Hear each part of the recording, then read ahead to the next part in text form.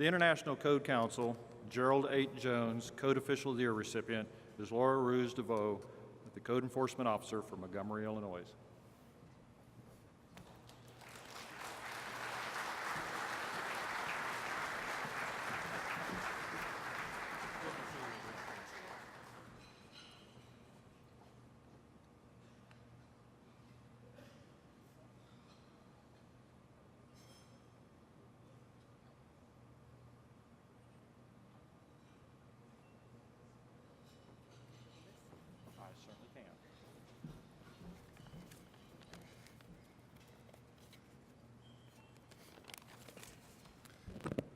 Thank you all so much.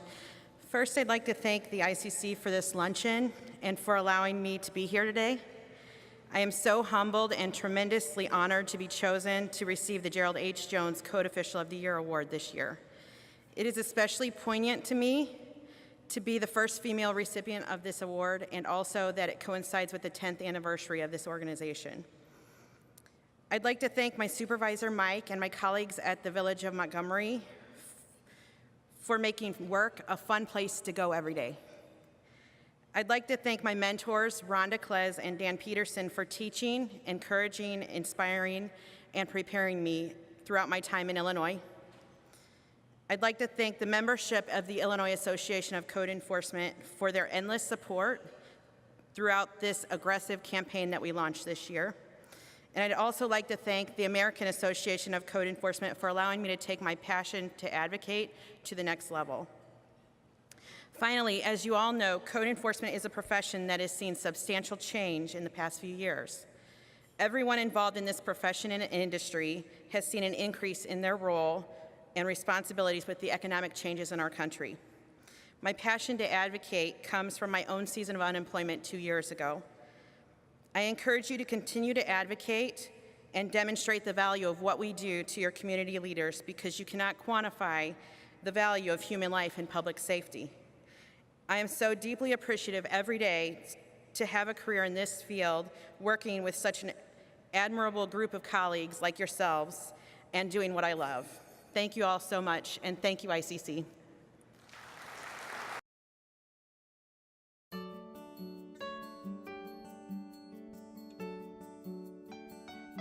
I have an urban planning background, and I was educated in urban planning. And as I started working in community development departments, I started watching what roles were necessary in those departments and what the responsibilities of those roles were. And that kind of helped me guide my career path into code enforcement, because I decided that I really wanted to be involved with a career that afforded me the opportunity to be in the field and also in the office as well. A typical day for me, I get up and I put my kids on the bus in the morning, and then I head straight into work. I generally spend the first portion of my day in the office and then try and get out into the field as quickly as possible.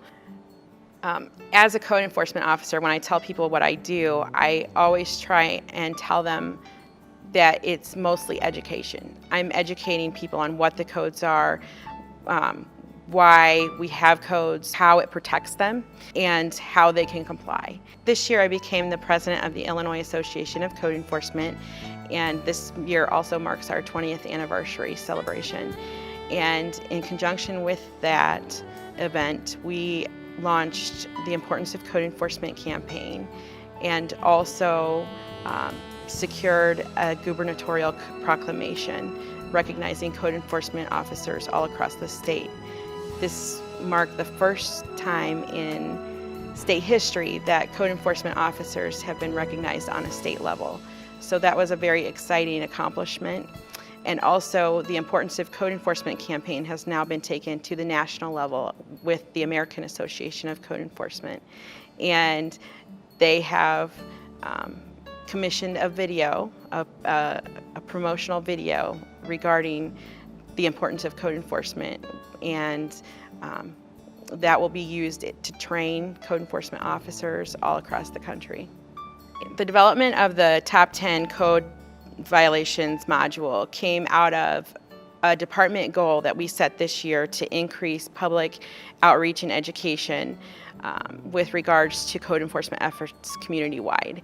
And I think it has been a very effective program for us, and I have heard a lot of positive feedback from residents regarding this program and regarding the information that's presented because it is so user-friendly.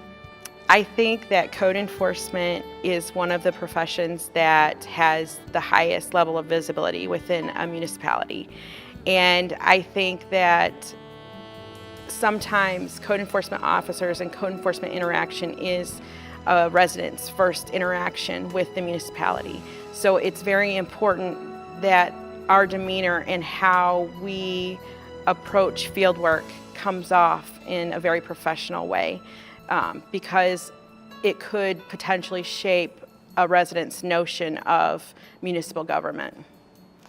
To me, being a member of an organization like ICC means education, current information, credibility, and certification. I think my advice would be to be educated, stay educated, and get involved with the organization. Because I think that's where your current information comes from. That's where you're going to gain knowledge about current codes, and that's where you're going to network and meet people, is in those organizations. And I think making sure that you stay educated is essential. One winter we had a pastor who called us on behalf of one of his congregants relating to a situation in her house. She was heating the home with her gas oven in range and had been doing so for over a month because the landlord was not maintaining the furnace properly. When we got there, the temperature was substandard, and we were able to get her and her children into a temporary housing situation so that they were in a safe living environment, and forced the landlord to properly repair the furnace. I think a good day is any day that I get to educate residents, people, any day I get to work with people, any day I get to help people, any day I get to save a life. That's a good day.